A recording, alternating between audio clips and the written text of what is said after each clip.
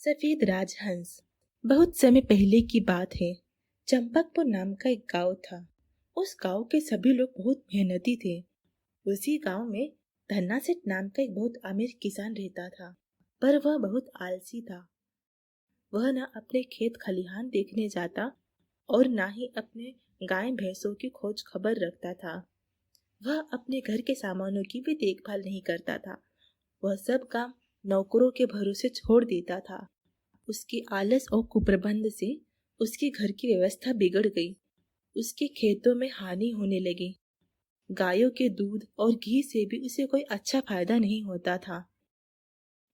एक दिन धन्ना सेठ का मित्र हरिया उसके घर आया। हरिया धन्ना सेठ का प्रिय मित्र था। वह हमेशा सुख दुख में धन्ना सेठ का साथ देता था।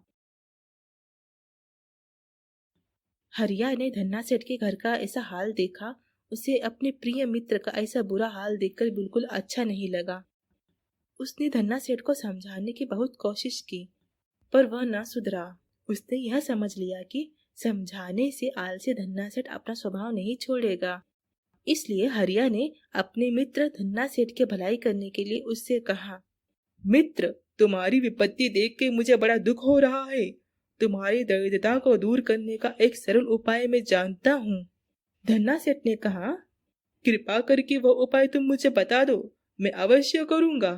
हरिया ने कहा, सब पंछियों के जागने से पहले ही मानसरोवर पर रहने वाला एक सफेद राजहंस प्रतिदिन पृथ्वी पर आता है। वह दोपहर दिन चढ़े वापस लौट जाता है। यह तो पता नहीं कि वह कब कहाँ आएगा, किंतु जो उसका दर्शन कर लेता है उसको कभी किसी चीज की कमी नहीं होती। वह बहुत सुखी हो जाता है। धन्ना सेठ ने कहा, कुछ भी हो, मैं उस राजहंस का दर्शन अवश्य करूंगा। हरिया वापस चला गया। धन्ना सेठ दूसरे दिन बहुत जल्दी उठा। वह घर से बाहर निकला और राजहंस की खोज में खलिहान में गया।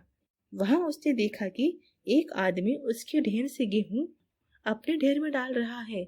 धन्ना सेठ को देखकर वह घबरा गया और क्षमा मांगने लगा। जब धन्ना सेठ खलिहान से वापस लौट आया और अपनी गौशाला में गया तो उसने देखा वहां का रखवाला गाय का दूध दुहकर अपनी स्त्री की लोटे में डाल रहा था। धन्ना सेठ ने ग्वाले की इस हरकत पर उसे खूब डांटा।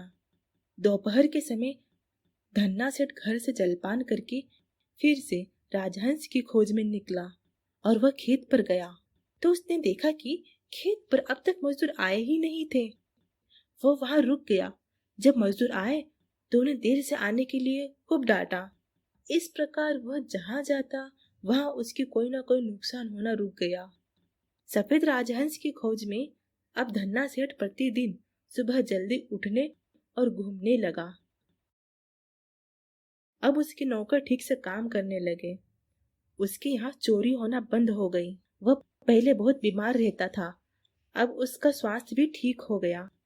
जिस खेत से उसे 10 मन अन्न मिलता था उससे अब 50 मन अन्न मिलने लगा। एक दिन धन्ना सेठ का मित्र हरिया उसके घर आया तो धन्ना सेठ ने कहा, मित्र, सफेद राजहंस तो मुझे अब तक नहीं दिखा, किंतु उसकी खोज में लगने से मुझे फायदा बहुत हुआ है। हरिया हंस पड़ा और बोला, परिश्रम करना ही वह सफेद राजहंस है। परिश्रम के पंख सदा उजले अर्थात सफेद होते हैं।